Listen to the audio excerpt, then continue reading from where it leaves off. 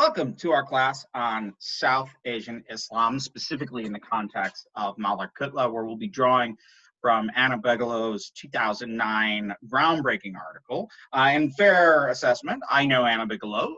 She was kind of coming up through the ranks at UC Santa Barbara at the time I was. I've always found her delightful, but I didn't really read her work until I was preparing to teach a class on Indian religions, and I wanted to learn more about Islam, and I found that her work was fascinating. So I wanted to highlight that. So far, we've looked at a couple of great Indologists, namely Carl Ernst and Carl Ernst and Richard Eaton.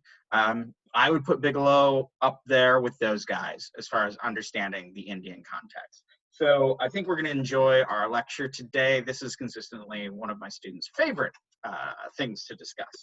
So let's talk a little bit about theory starting out. So I wanted to make this claim that South Asian Islam is sort of characteristically Indian and characteristically Muslim.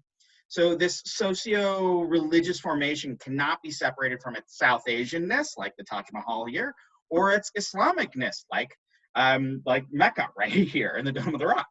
So you look left and right, and these are inherently Muslim places. So we do have an idea that was posited by Bruce Lawrence and David Gilmartin about two categories, which are Islamicate versus Indic. I find these useful when thinking about Islam in India. So Indic relates to sort of the social historical context of the Indian subcontinent of South Asia. But Islamicate shows sort of this contiguity with global Islam-associated cultures.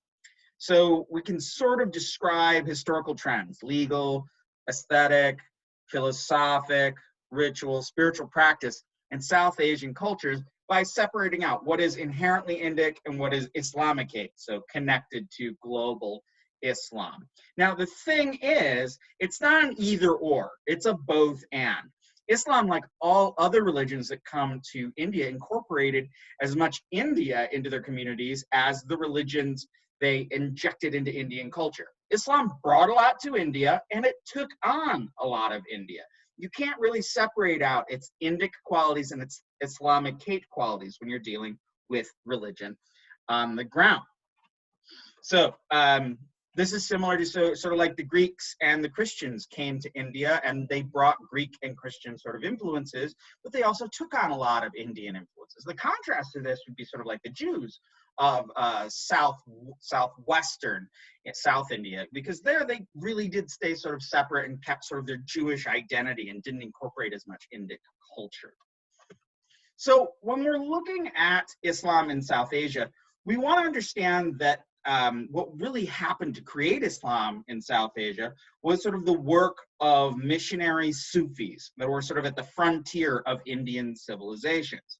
So there's this sort of common false argument that people converted to Islam because they were poor, uncivilized, or were tricked into converting, or were forced to convert under the sword.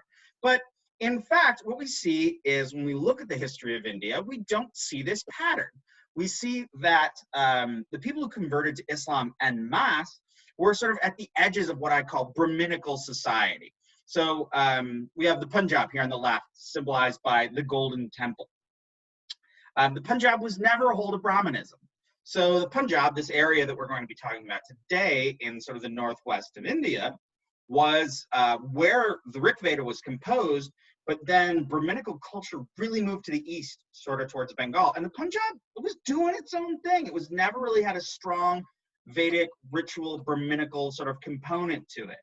Also, you see all the way on the right, this is a large, sort of very characteristically Bengali street festival. Again, in Bengal, there were rich religious traditions that are distinctly local, but they weren't Brahminical. So we saw when the Sufis came in and introduced wet forest clearing and wet rice cultivation, they picked up on it really fast, mostly because there wasn't like a Brahminical Hinduism that was in the stronghold there.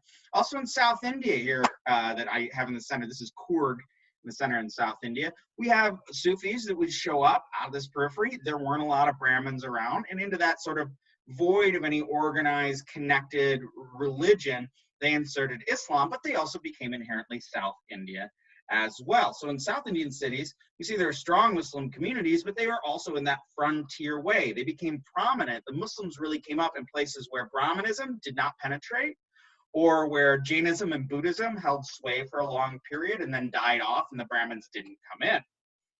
So to sort of review, and this is a little bit of review here, the Sufi saints, as brilliantly described in the works of Richard Eaton, moved to these frontier zones where the Brahmins had historically not had a strong presence. Okay, so they're out there and they're in these frontier zones, and they demonstrated their power religiously and charismatically by being great frontiersmen. They were like Paul Bunyan type characters, kind of going out and, you know, clearing the forest, and they didn't really have giant blue oxes. But, oh, what are you gonna do? I still like to think of these Sufis as being like Paul Bunyan. I don't know if you know the stories of Paul Bunyan, the giant woodsman who cleared the northern Midwest. When I was a kid, we went to Paul Bunyan land, where we saw giant statues of Babe, his giant blue ox, and Paul Bunyan, who was supposed to be very tall, and with his double-bladed axe, he could truck, truck, truck all the trees down. There's a great Disney movie about that I saw often as a kid, and I like to fantasize about. So when we're thinking about these characters, doctrinally, these saints, or according to doctrine, you know, religiously, doctrinally, these saints operated on the precedence of a single hadith that said that there were 350 friends of God. These are sort of a special class of servants that dwell upon the earth to praise Muhammad, demonstrate the sanctity of themselves and of Islam, and to do the work of God. So in a sense, we have in this hadith, which was, remember the hadiths are not the very words, but they're the examples of, and even stories about Muhammad. Muhammad supposedly declares, peace be upon him, that there are these 350 sort of aids to God that live in the world. And the idea of these Sufis is that these saints are the sort of aids to God. They're sort of like this continuing spirit of God, not as avatars, not as incarnations, but sort of special aids to God in the world. So these saints are often commemorated in these tomb cults. So I have two tombs here and a picture of a general Sufi saint. They can be lavish, they can be small, some are huge. Most of them are very kind of small, like this one on the right that's all lit up. They often have green around them and they're white. On the left, on the upper left one, you'll see that there are various people coming to pray at the shrine.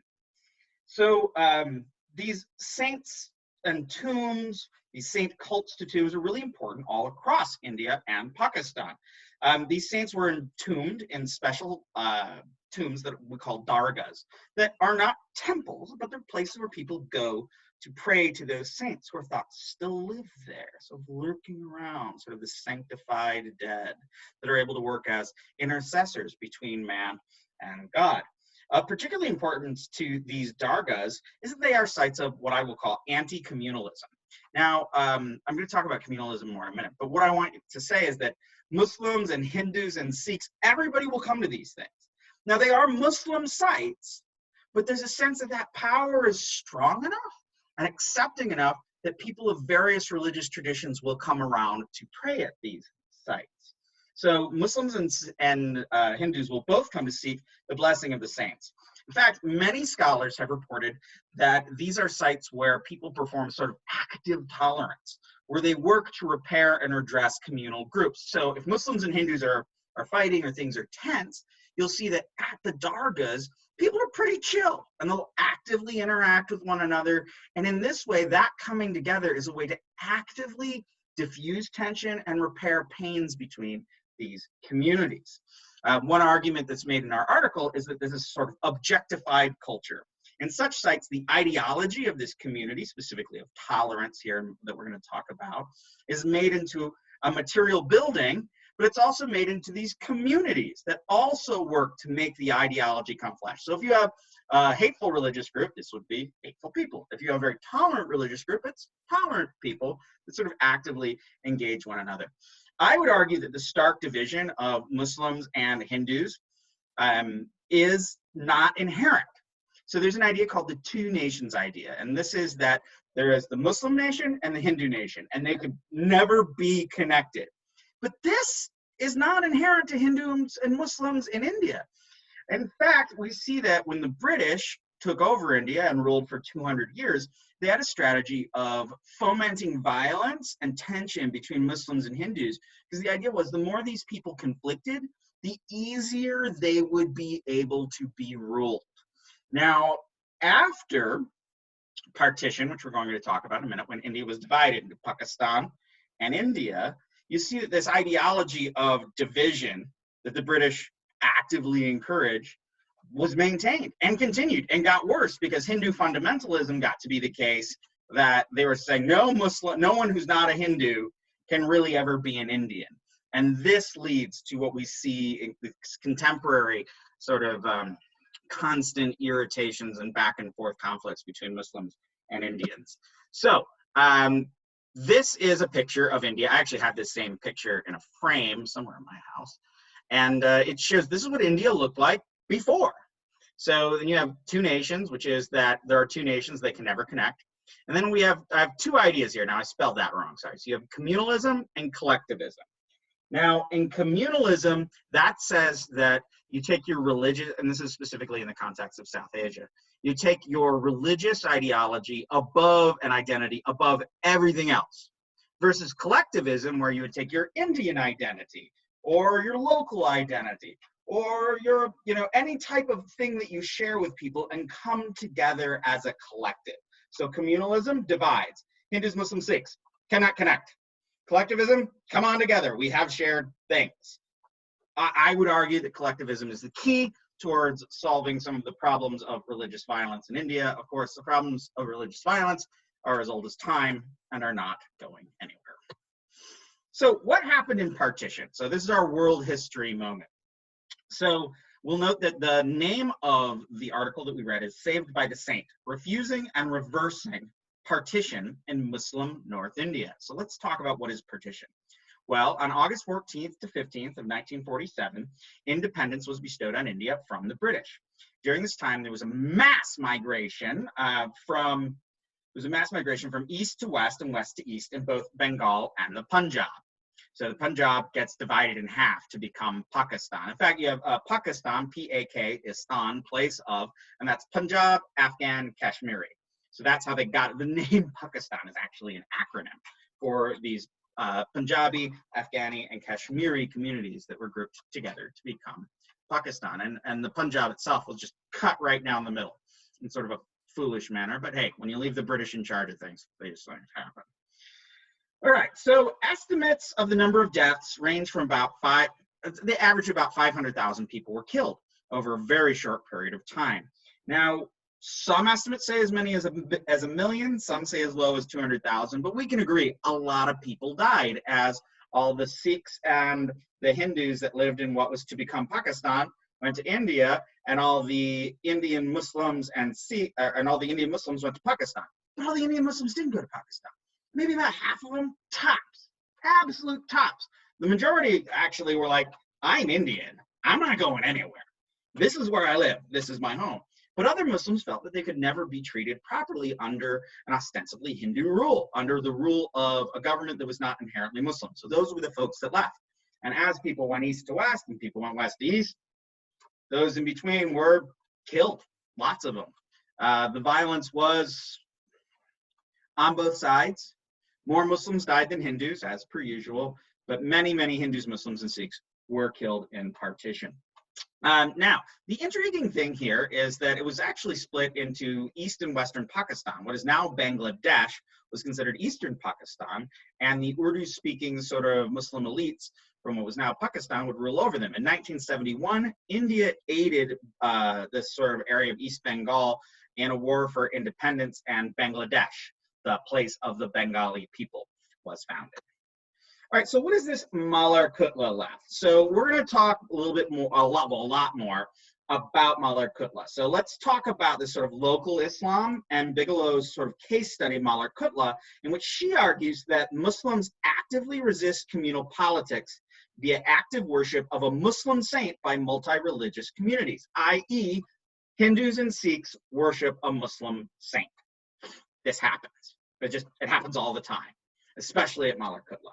So actually in 1947, very few people left Malerkotla. Though 200,000 refugees who were mostly Muslims settled there. Now, before 1947, 53% of the Punjab was Muslim. After partition, it was only 2%.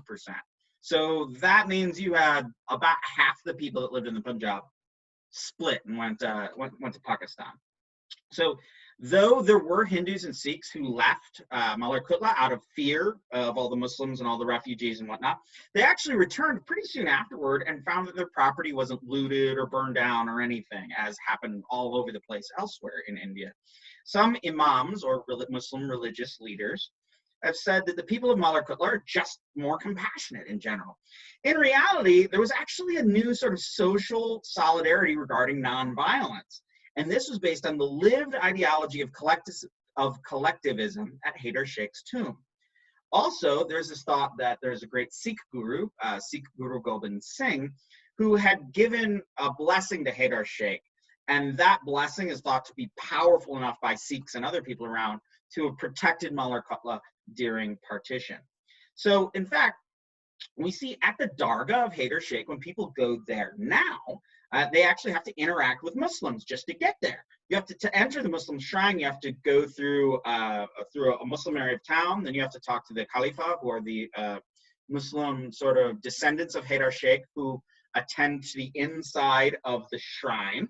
And then all around the shrine, they're going to interact with, in fact, non-Muslim chelas, which means a Sanskrit word for student, who are people who get possessed by the spirit of Haider Sheikh.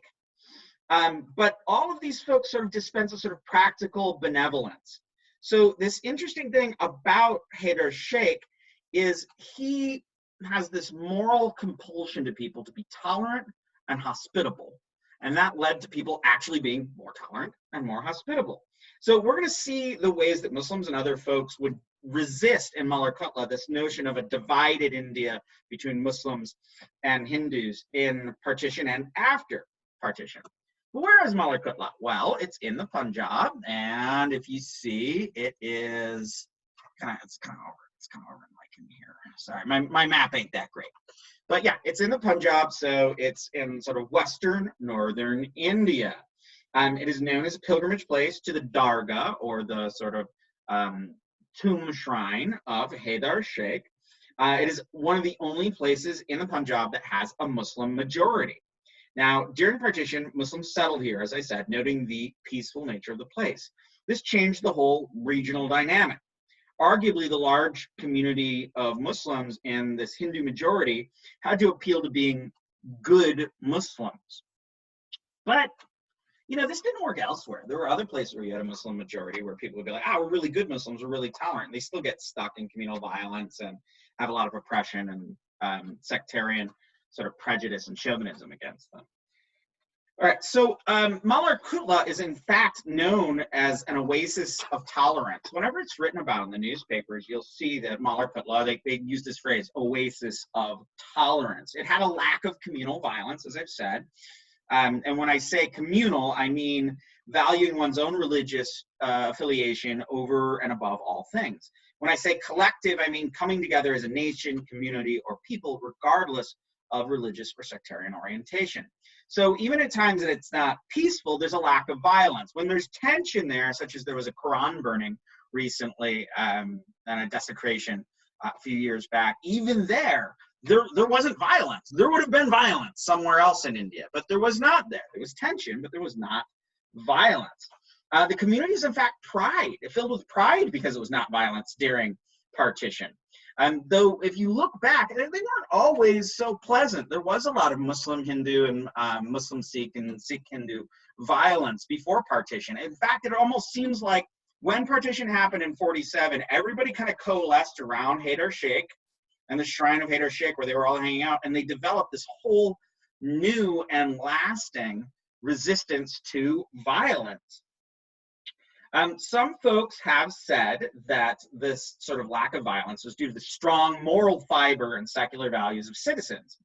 However, when you really look at it, and the word secular is different from the word in the West. When we say secular in the West, we mean sort of like non-Christian. Secular has a different meaning here. It means belonging to, it means, well, how does Bigelow put it? She puts it, the The term secularism is closer meaning to pluralism or multiculturalism. Yeah, that's right. It doesn't mean sort of the exclusion of religion from the public space, but rather equality in the terms of state patronage and the absence of religious persecution or religious chauvinism. So when we say secularism or a secular state, it doesn't mean no religion. It means all religions treated equally. All right, what else do we see? We see that Malerkotla often describes itself as being a sort of like, has a primordial Punjabiness. They're like, this is how it all was before partition, back when everybody was united, we ate the same food, we loved the same music, we might have been Muslims, we might have been Hindus, but none of that mattered because our Punjabiness, our regional identity was such that it united us in many ways. In fact, we do think this is a little bit naive, but the argument does foster strong social connections. Ian Talbot writes in a footnote in page 422 that regarding dargahs and their function to integrate people, it was only in the celebration of the Sufi shrines that distance was broken down between communities who were otherwise near neighbors but lived sort of separate lives. All right, so who was this Haider Sheikh guy? Well, he founded the town in 1454, and this is him on the right. Now, this town maintains this dargah, where Muslims, Hindus, and Sikhs visit to attain blessings that confer, in fact, prosperity. This tomb cult sort of pulls all these peoples and faiths in different walks of life and pulls them into the same place, and they're looking for blessings. These blessings at a dargah, whether it's a daily or at a festival, is to attain health, children, wealth, employment, and so forth. I always argue this idea that prosperity is what really unites Indians in their sort of practice of religion, is this turn towards pragmatic prosperity as opposed to sort of like transcendental salvation. So, as I said, prosperity is a common value across Indian culture. It is seen as a legitimate goal of life, or artha. Yeah. Yeah, it's seen as a legitimate thing. It's not about moksha or liberation, but it is in fact about gaining prosperity, or there's this Sanskrit term artha, or sort of the goods of life. All right, so very little is written about Haider Sheikh. We don't know a lot about him, despite him having this robust sort of cult at Malerkotla. We do know that the 10th Sikh guru, Guru Gobind Singh, who's here on the left, supposedly blessed Malerkotla. And it is believed that when he blessed Malerkotla, he also believed that he blessed Haider Sheikh.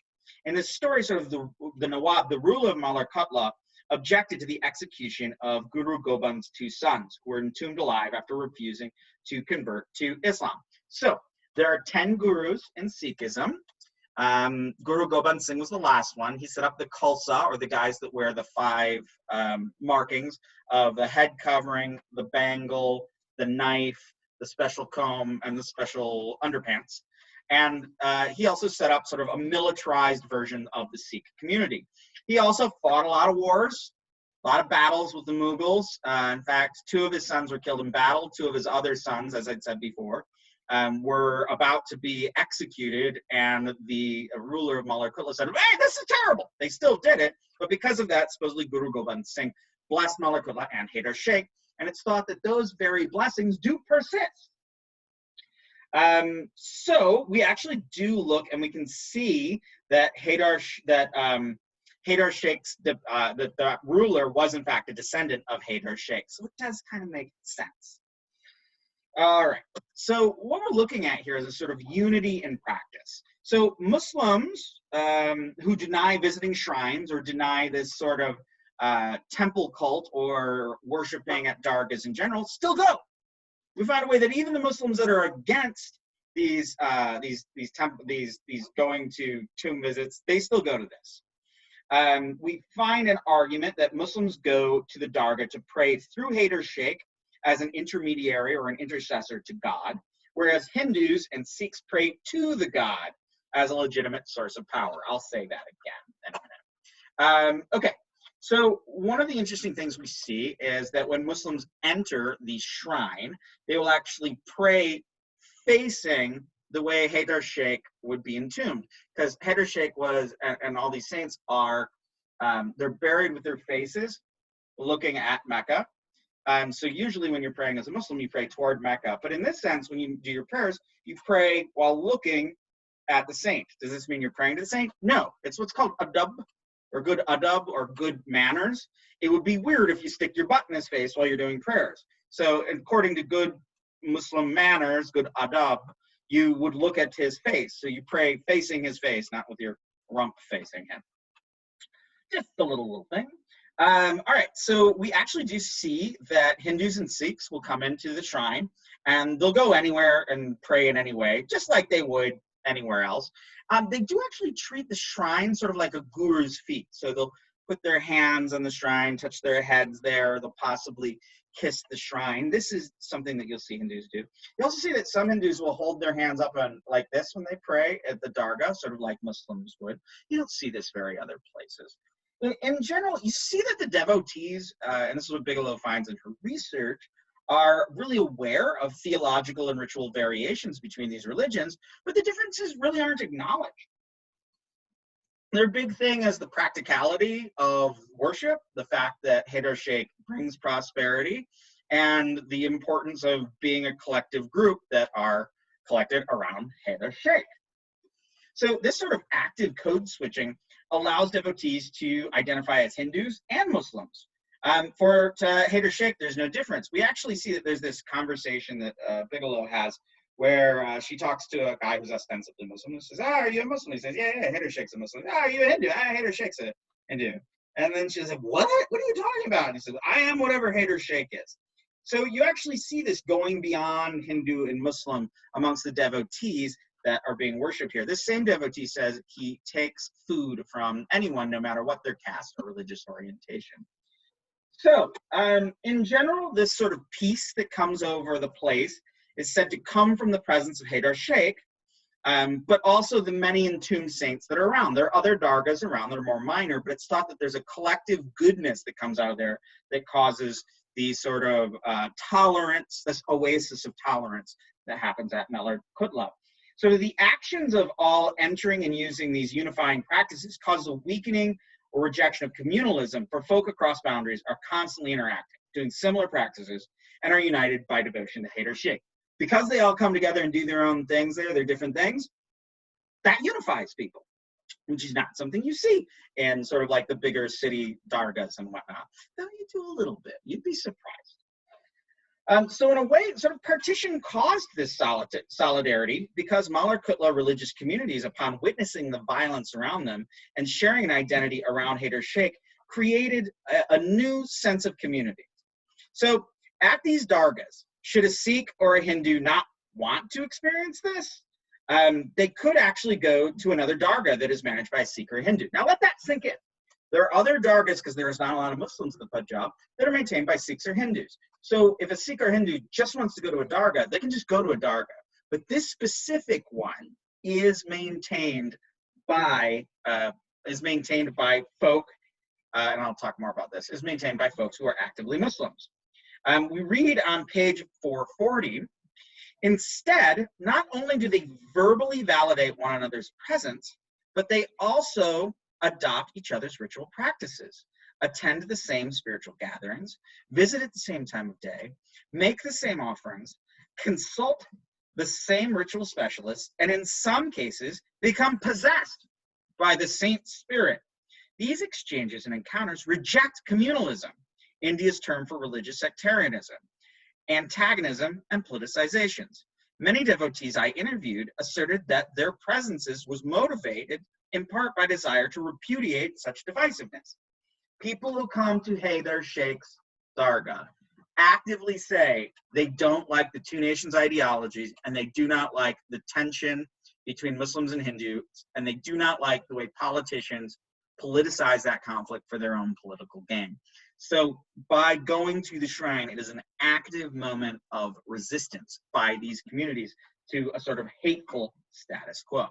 So what are the practices at Malerkotla? Well, Bigelow notes two specific practices, pilgrimage and possession. So in pilgrimage, we see that this site was set up around the 19th century. And while different communities have significant theological arguments, their ritual differences are minor. People come from all around the Punjab and all around the world for that matter, but mostly around the Punjab. And they have all different understandings of the saint. Some people say that he is not a god. Others say he is a god, specifically you'd see Muslims versus Hindus. But all make offerings. Sort of 100,000 people come every year to Haider Sheikh's June fair. So the shrine is actively maintained by a group of people called Khalifas.